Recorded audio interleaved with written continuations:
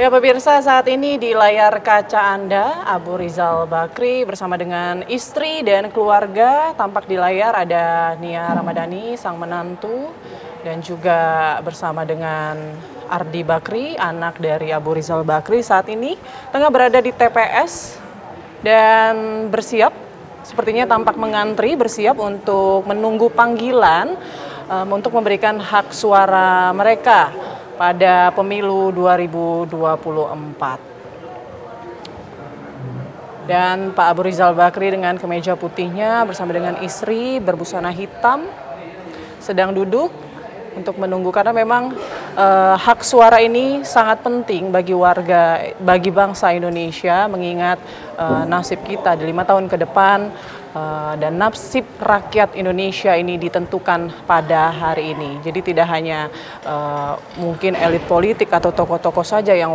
memilih, tapi warga juga diharapkan ikut berpartisipasi dan berkontribusi untuk membangun bangsa ini melalui suaranya yang bisa Anda salurkan melalui pemilihan umum 2024, baik itu pemilihan presiden dan juga anggota legislatif. Nah, saya mau lanjutkan tadi soal anggota legislatif ini, sepertinya agak tertutupi ya dengan kemeriahan dari pemilihan presiden. Kalau dari Mas Ilham sendiri, catatannya Mas Ilham, di tahun 2019 ini banyak sekali hak suara yang tidak sah, suara yang tidak sah untuk pemilihan 2019, suara yang tidak sah pada pemilihan legislatif di 2019. Dari data Anda sendiri ada berapa banyak dan apakah itu akan terulang lagi di 2024 ini? Iya, ada 11%, 11 juta, 11 juta lebih juta, ya?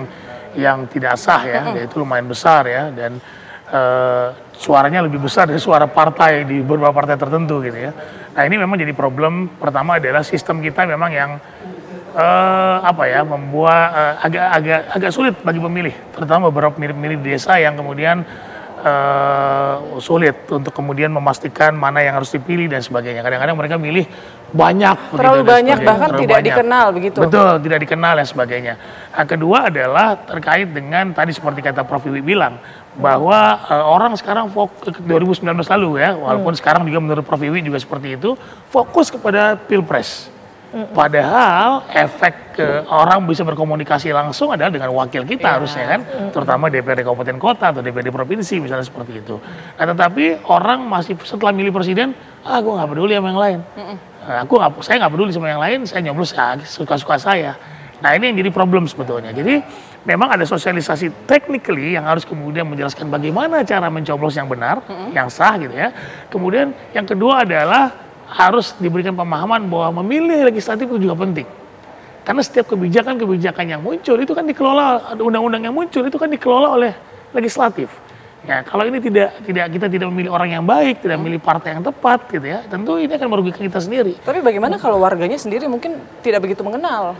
Nah, itu dia, harusnya kan gini, ini tuh diajar tugas KPU. Karena yang punya kepentingan adalah partai politik dan calon sebetulnya. Kan gitu ya, harusnya mereka memberikan pemahaman. Jangan lantas kemudian apa-apa siram. Gitu kan, ada istilah siram dengan uang dan sebagainya, dengan menggunakan money politik. Saya kemarin sempat ditanya oleh caleg, Pak Mas Ilham, gimana cara mempengaruhi anggota KPU untuk pindah-pindah suara? Ya nggak bisa, saya bilang.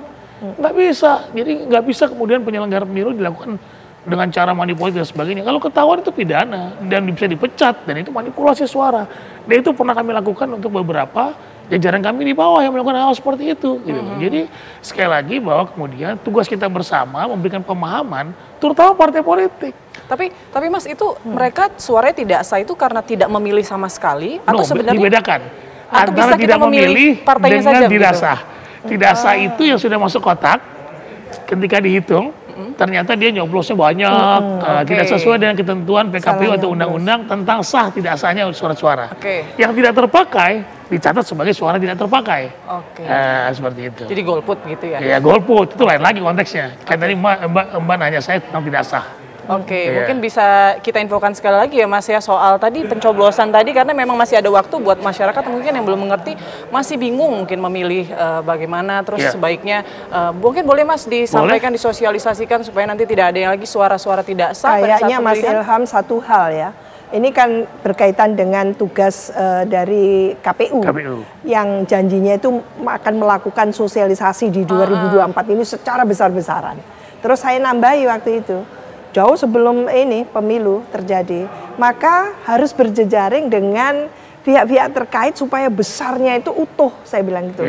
Karena pemilunya 3 ini, saya bilang itu di tahun 2024 itu baru tahun lalu itu ya, lama gitu. Tapi kenapa kita tidak mendengar sosialisasi yang proper yang dilakukan oleh tentu KPU dalam hal ini. Lah, supaya apa? Supaya pemilu legislatif itu menarik. Ini menarik sekali nih Mbak Wiwi. Catatannya berarti masih minimnya sosialisasi kepada masyarakat. Bagaimana rakyat tahu, kayak saya, warga DKI Jakarta, lalu ada 18 partai nasional gitu ya. Kalau lokal kan urusannya Aceh. Lah itu kan saya paling tidak tahu siapa-siapa ini calon. Kayaknya hanya yang di jalan-jalan itu kan. Mbak Wiwi, maaf saya potong. Mungkin tadi catatan tadi boleh dilanjutin ya Mbak Wiwi usai jeda berikut ya. Rakyat Memilih masih akan kembali sesaat lagi.